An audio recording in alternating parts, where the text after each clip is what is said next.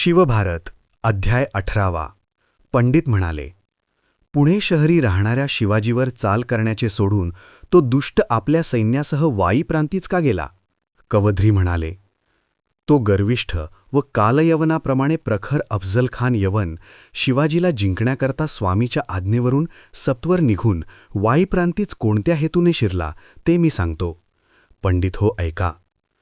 बाजीराज व उन्मत्त कृष्णराज आणि त्यांचा बाप महाबलवान चंद्रराज यांना युद्धात मारून गुप्त वाटा असलेली सह्याद्रीच्या लगत्यास वसलेली, दाट झाडी असलेली, किल्ल्याचा आश्रय असलेली, जागरूक सैनिकांच्या पहाऱ्यामुळे भयंकर गिरीतटाच्या मध्ये असलेली अशीच जयवल्ली नावाची दुर्जयपुरी शिवाजीने घेतली.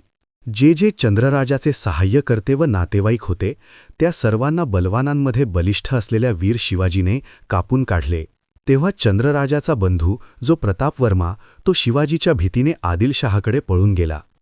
चंद्रराजाच्या राज्याची इच्छा करणाऱ्या त्या कारस्थानी प्रतापवर्त्याने मंत्र्यांनी युक्त अशा आदिलशहाची पुष्कळ काळ सेवा करून त्यास संतुष्ट केले. अरण्यमय प्रदेशात असलेलं ते चंद्रराजाचे राज्य त्या शिवाजीराजापासून हिसकावून घेऊन तुला खात्रीने देईन असे आदिलशहाने म्हटल्यावर त्याची काळजी नाहीशी होऊन त्याने अफझलखानास स्वारी करण्याच्या कामी सहाय्य केले. मग चंद्रराजाच्या त्या अभिमानी बंधूने भेद सांगून अफझलखानास वाईस आणले. ज्याच्या ताब्यात जावली आहे त्याच्या ताब्यात वाई प्रांत पूर्णपणे आहे, त्याचप्रमाणे सर्व सह्याद्री आणि समुद्रकिनाराही आहे.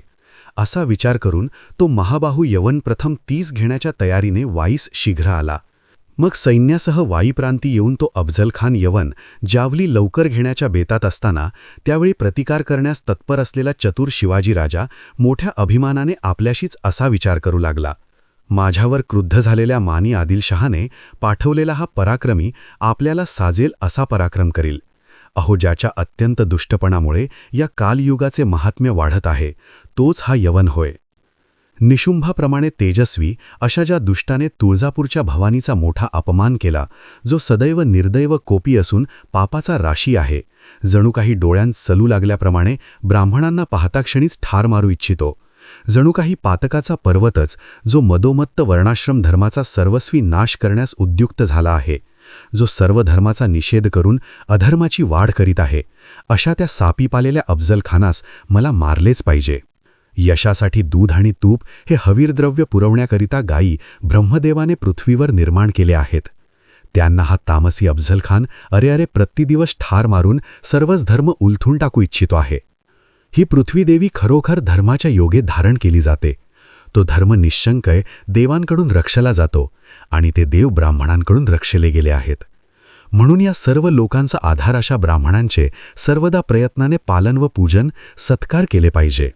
देवांचे, ब्राह्मणांचे आणि गायींचे पालन मीच प्रत्यक्ष प्रतियुगी अवतार घेऊन करतो, ज्याने समुद्रात प्रवेश करून माशाचे रूप धारण करून युद्धातमध्ये शंखासुराला मारले आणि वेद परत आणले, ज्याने कासवाचे रूप घेऊन मंदर पर्वत स्वतःच्या पाठीवर धारण केले आणि पृथ्वीला आधारभूत होऊन तिला स्थिर केली, ज्या वराहरूपाने आपल्या सोळ्यांच्या योगे पृथ्वीला समुद्रातून वर्धळ एकदम वर काढून हिरण्याक्षाला ठार मारले, ज्या इंद्रानुज विष्णूने वामनाचे रूप घेऊन पूर्ण कपट करून बळीला रसातळास नेले, ज्याने सभामंडपाच्या खांबातून नृसिंहरूपाने प्रगट होऊन आपल्या नखांनी हिरण्यकशिपूचे वक्षस्थळ विदीर्ण केले, ज्या भृगुवंशभूषण रेणुकापुत्राने परशुरामाने कार्तवीर्याचा नाश केला आणि पृथ्वी निक्षत्रिय केली, ज्याने दशरथाचा पुत्र होऊन समुद्रावर सेतू बांधला आणि एकाच बाणाने 10ही मस्तके उडवली, ज्याने वृष्णीवंशाला भूषण होऊन शूरसेनाच्या कुळात जन्म घेऊन कंसादी दुष्ट ठार मारले आणि धर्मस्थापना केली, तो सर्व देवांचे सर्वस्व असा विष्णूच मी असून पृथ्वीचा भार हरण करण्यासाठी भूतलावर प्रगट झालो आहे. यवनांचे हे सर्वच वंश असुरांचे अंश होतं. हे आपल्या धर्माच्या योगेने पृथ्वीला बुडविण्यास उद्युक्त झाले आहेत. म्हणून या यवनरूपी दानवांना मी मारीन आणि धर्माचा निर्भय असा मार्ग प्रचलित करीन. जावलीचे घोर वन ही माझी सिंहाची गुहाच होय. तींत शिरणारा हा शत्रू अफजलरूपी हत्ती खात्रीने नाश पावणार.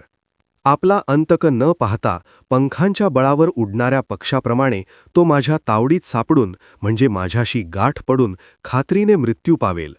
असा मनामध्ये निश्चय करून त्या विष्णुरूपी पुरुषश्रेष्ठ शिवाजीने आपल्या सेनापतीला शत्रूच्या राज्याचा विध्वंस करण्यास सांगून आणि आपल्या राज्याच्या व दुर्गाच्या रक्षणासाठी त्या कामी दक्ष व हितकर्त्या अधिकारी लोकांना नेमून संधी विग्रह इत्यादी 6 गुणांमध्ये निपुण व शत्रुवीरांचा चुराडा करणारा असा तो शिवाजी स्वतः पायदळासह जावलीस आला. मग ज्याचा अभिप्राय गुप्त आहे, ज्याचा बाहुपराक्रम अपार आहे, जो शत्रूंना अजिंक्य आहे, जो प्रभाव, उत्साह आणि मंत्र या तिन्ही शक्तींनी युक्त आहे, ज्याचा सेनासमूह सज्ज आहे, असा तो प्रख्यात शिवाजी जावलीस ठाणे देऊन स्वतः युद्धास तयार होऊन बसला आहे असे ऐकून त्या सर्वार्थ कुशल शिवाजीस अफजलखानाने जो निरोप पाठविला तो समग्र जसाच्या तसाच अहो पंडितांनो मी तुम्हास सांगतो ऐका. अफजलखान म्हणाला, आपण आजकाल पावलोपावली जो उद्धटपणा करीत आहात तो आदिलशहाच्या अंतःकरणात शल्यासारखा बोचत आहे. निजामशहा विलयाला गेल्यावर स्वतः हस्तगत केलेला त्याचा जो मुलूक आदिलशहाने तह करण्याच्या इच्छेने मोंगलांना दिला, तो हा त्यांचा डोंगरी किल्ल्यांनी भरलेला मुलूक शिवाजी राजा आपल्या ताब्यात आणला आहेस. तिथे सतत भाग्यशाळी अशा तुम्ही पदोपदी मुलूक काबीज करून कैदेत टाकल्याने दंडाराजपुरीचा राजा जळफळत आहे. शत्रूंना अगदी अजिंक्य अशा चंद्रराजाच्या विस्तीर्ण राज्यावर हल्ला करून व पराक्रम करून तुम्ही ते बलाने हरण केले. कल्याण आणि भीमपुरी म्हणजे भिवंडी देखील घेऊन आपण यवनांच्या मस्जिदी जमीनदोस्त केल्या. ज्यांचे सर्वस्वच हरण करून आपण त्यांची विडंबना केली ते यवनरूपी सर्प अद्याप तुम्हावर खवळले आहेत. तुम्ही आपल्या बळाबळाचा विचार न करता काजी मुलांना कैद करून निर्भयपणे अविंधाचा मार्ग अडविला आहे. ज्या अर्थी तुम्ही निर्भयपणे स्वतः चक्रवर्ती राजाची चिन्हे धारण करीत आहात आणि अन्यायाने सुवर्ण सिंहासनावर बसता आणि स्वतःच मनुष्यांचा निग्रहानुग्रह करीता, स्वतंत्र होऊन वंदनीयांना वंदन करीत नाही, अजिंक्य होऊन लुंग्यासुंग्यांना भीत नाही, त्या अर्थी प्रतापी आदिलशहाने मला तुम्हावर पाठविले आहे. आदिलशहाच्या आज्ञेवरून जे हे 6 प्रकारचे सैन्य माझ्याबरोबर आले आहे ते मला ताबडतोब युद्धास उद्युक्त करीत आहे. हे मुसेखान आदी तुम्हाबरोबर युद्ध करू इच्छिणारे वरी आणि जावली काबीज करू इच्छिणारे सरदार मला या कामी प्रोत्साहन देत आहेत. तेव्हा हे राजा आपण माझ्या आज्ञेप्रमाणे संधीच कर आणि सर्व किल्ले व मुलूकही देऊन टाक. सिंहगड आणि लोहगड हे मोठे आणि प्रबळ किल्ले, त्याचप्रमाणे पुरंदरगड आणि चक्रवर्तीपुरी म्हणजे चाकण, नरा आणि भीमा यांच्या मधला प्रदेश ही सर्व महाबलाढ्य अशा दिल्लीच्या बादशहास शरण जाऊन लवकर देऊन टाक. जी जावली तुम्ही चंद्रराजापासून जबरदस्तीने हिसकावून घेतलीत ती ही जावली अलीशहा तुझ्यापाशी मागत आहे. असे हे शत्रूवरचे आलेले पत्र एकांतात ऐकून त्या सकल राजशिरोमणी आणि अद्वितीय वीराने आपल्या मनामध्ये काहीतरी उपाय योजला. सर्व जगाच्या कल्याणासाठी सर्वोत्कृष्ट मसलत योजून त्या राजाने त्या पत्राचे काय उत्तर पाठविले आणि सज्ज असलेल्या त्या शिवाजीच्या अरण्यांमध्ये तो गर्विष्ठ अफजलखान कसा गेला ते सर्व श्रेयस्कर वृत्त हे पंडितांनो मी तुम्हास सांगतो ऐका.